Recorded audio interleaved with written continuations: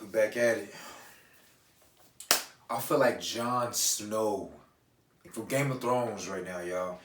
I'm over here telling you guys about the wall, right? Winter is coming, and none of y'all motherfuckers is believing me, right? I'm the homeless guy out here saying, "Oh, the world is ending. The world is ending." Nah, it's because I'm talking about things that seems to hit you at the core, but nobody else wants to talk about this shit, right? Time waits for nobody, for no one.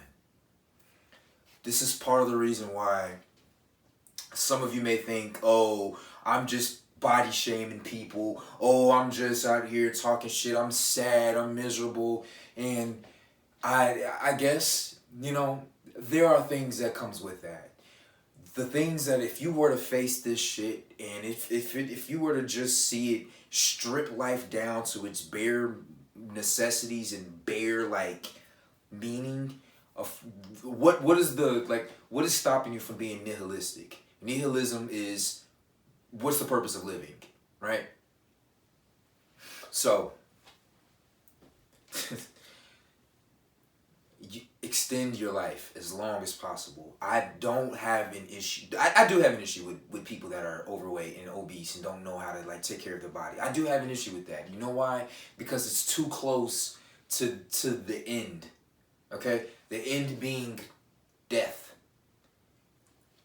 We want to avoid doing that, right? I just had a conversation with someone, great friend of mine, great person. She was talking about how the wall, which is a woman's sexual declination, right? The point at which a woman becomes less valuable to society, right? Bear with me, right? Okay? I'm not saying that women don't have any other values out here. I'm saying that a lot of women rely on their sexual attraction and their sex appeal and bring nothing else to the table. Facts. That's what I'm saying. So, this wall is when you, around 30 or whatever, when you gain weight, your attraction, sex appeal that you had before declines. And now, what am I doing? What are you left with? Is what, as a woman, you ask yourself. So you try to preserve it, right? Let's get some plastic surgery done. Let's get some butt lifts, right? Let me dress more provocative. Let me get a young guy. I wanna retain that youth. The issue with that is that if we wanna avoid the real issues and the things that are inevitable in life. So it is inevitable that as a woman, your sex appeal, natural physical sex appeal will decrease as you get older, right?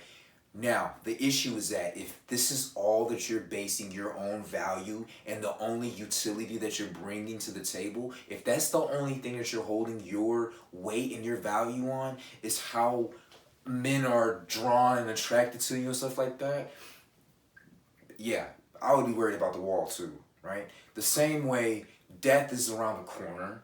It's not around the corner, but it's the end goal. You're going to die. So it's like, why don't you face it face on, right? Face it on. Don't continue to stuff your face with all this shit that you know you shouldn't be doing. It's another thing. So I did want to get into the nihilism thing, right? So if you read the manifestos of the Columbine shooters, one of the things that they did, and I'm not supporting them motherfuckers at all, right? This is a neutral educational discussion. In their manifestos, what they said was, what is the purpose of life? These kids were getting fucking tortured. I think one of them was getting tortured. But anyways, they said, what is the purpose of life? Why? Why should we continue to go through this suffering if in the end we're going to suffer and die in the end? Life and humans should be exterminated as fast as possible, as quickly as possible. It needs to be exterminated, right? That's nihilism, right? So now I'm gonna tie it all back together. So the reason why time waits for nobody and what I really wanted to talk about is part of the African American community. Come on, we fucking suck. We fucking are backwards as shit. You know why? Because look at this.